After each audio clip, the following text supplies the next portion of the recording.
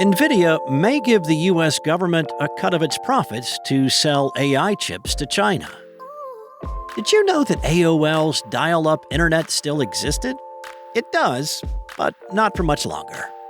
And the Space Invaders movie is apparently still happening. It's Monday, August 11th, and here's a quick look at tech in the news this morning from Engadget.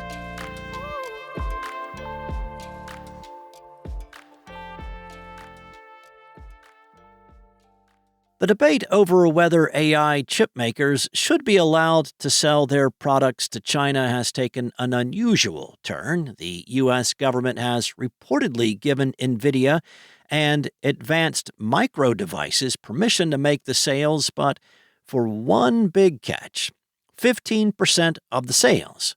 The news was first reported by the Financial Times, which cited multiple people familiar with the agreement.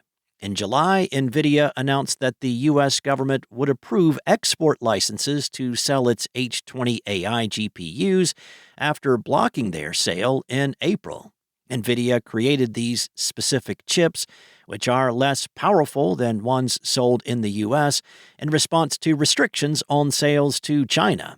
It previously developed the A800 and H800 chips for the Chinese market, but those were also banned. Now, NVIDIA and AMD were both reportedly granted export licenses for China last week, after agreeing to give the government 15% of their profits. AMD will provide the share from sales of its MI308 chip.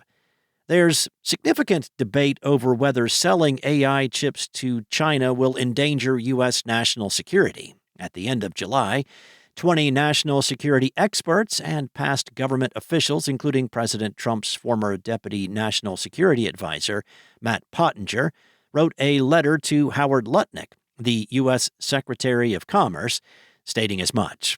The signatories believe this move represents a strategic misstep that endangers the United States' economic and military edge in artificial intelligence. They worry it will restrict the number of chips available for the U.S. and be used by China's military, among other concerns. NVIDIA disagrees, claiming the export licenses will allow it to compete with Chinese businesses. Hey, remember this sound?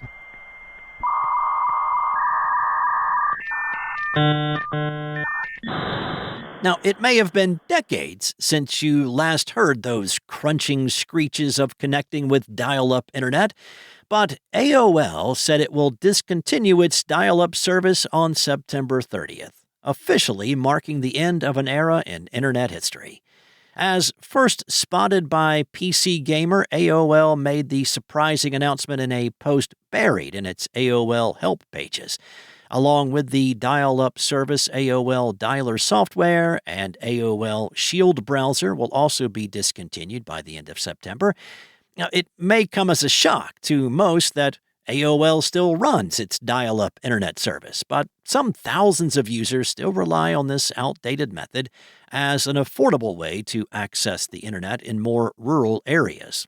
However, these user numbers in the low thousands are a far cry from AOL's heyday, which reportedly saw tens of millions of subscribers, most likely thanks to the stacks of free trial CDs people would find in their mailboxes. Nowadays, dial-up internet fails to compete against the likes of much faster broadband options, which include cable, fiber, and satellite alternatives. Even though AOL's dial-up service eventually lost relevancy, it stuck around for 34 years before meeting the same fate as other 90s tech icons like Blockbuster, Discmans, and AOL Instant Messenger. Now, the only time you'll really hear that iconic America Online serenade is through recreations on social media. It's been a few years since we last heard anything about the Space Invaders movie that is reportedly in the works, but a new report suggests things are inching forward again.